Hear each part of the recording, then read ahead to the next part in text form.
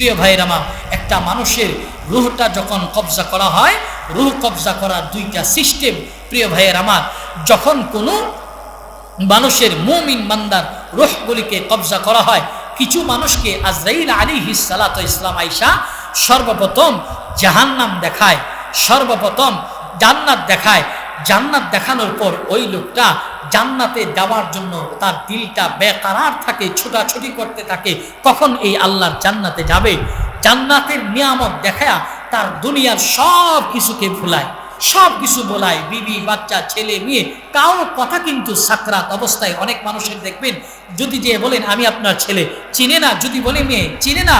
কারণ কিছু মানুষের সামনে আল্লাহর জান্নাতকে ফেরেশতা আজরাইল আলাইহিস সালাতু সালাম তুলে ধরে, ওই মানুষটা জান্নাতে যাওয়ার আকৃষ্টতা হয়ে দুনিয়ার কাউরে চিনে না, বলে আমি ওই জান্নাতে যেতে চাই, তার রূহ বলে ওই জান্নাতে যেতে চায়। তখন এরপরে ওই বান্দাটাকে আল্লাহর জাহান্নাম দেখায়, এই যে দেখো এটা হলো জাহান্নাম, কিন্তু তোমার আমলে তোমাকে আল্লাহর জান্নাত পুরস্কৃত করেছে, আর আমল না করলে তোমার এই জাহান্নামে দেওয়া হইতো। আর কিছু মানুষকে মৃত্যুর সময় আল্লাহর জাহান্নামটা দেখায়। দেখবেন কিছু মানুষ মৃত্যুর সময় এমনভাবে ছটপট করে, এমনভাবে ছটপট করে, ডানে তাকায়, বামে তাকায়, সামনে তাকায়, পিছনে তাকায়, কারণ আল্লাহর জাহান্নামটা তার সামনে তুলে ধরে। জাহান্নামের এই ভয়ঙ্কর দৃশ্যগুলি দেখার পর মানুষ আর স্থির থাকতে পারে না। তখন ওই মানুষটাকে এরপরে রূহটাকে কবজা কেমন কবে করা হয়? প্রিয় ভাইয়ের আমার, যেমন করে একটা বকরিটাকে ছিঁড়ে তার দেহের ভিতর থেকে, সাতনার আড্ডির ভিতর থেকে কলিজাটা টান দিয়ে বের করা হয়, ঠিক এমন সময় আজরাইল আলাইহিস সালাতু সালাম তার সিনাটার ভিতরে হাত ঢুকায়া রূহটাকে বের কইরা তখন আল্লাহর জান্নাতটাকে তার সামনে তুলে ধরে।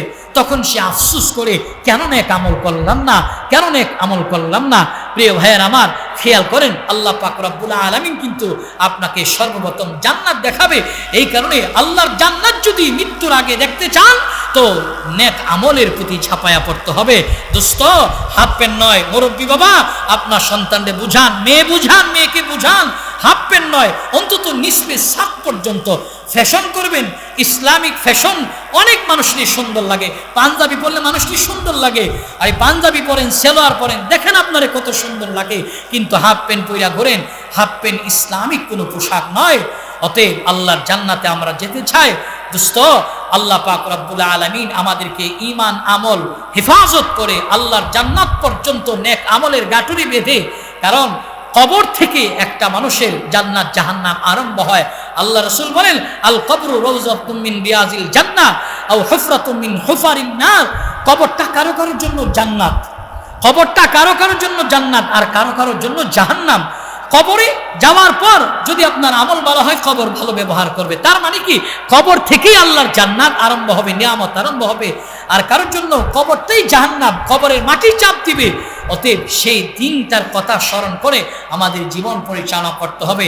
আল্লাহ পাক আমাদের সব ভাইকে কবুল করুক, সকলে বলুন আমিন।